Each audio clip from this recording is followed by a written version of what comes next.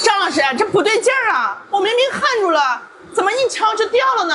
你这属于假焊，出现这种原因主要有以下几点。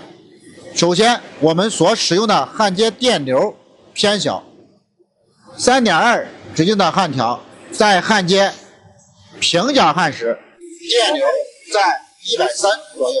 第二，焊条角度上下与板材呈45度夹角，后方后倾与焊缝夹角在60到80度。第三是关键的一点，在焊接过程当中要观察熔池，使熔渣和熔池是半盖半露的状态。通过观察熔池，使熔池椭圆形状，一半在上板，一半在下边。如果出现偏差，焊条角度上下可以做适当的调整，一定要注意防止熔渣超前、熔池看不清这种情况。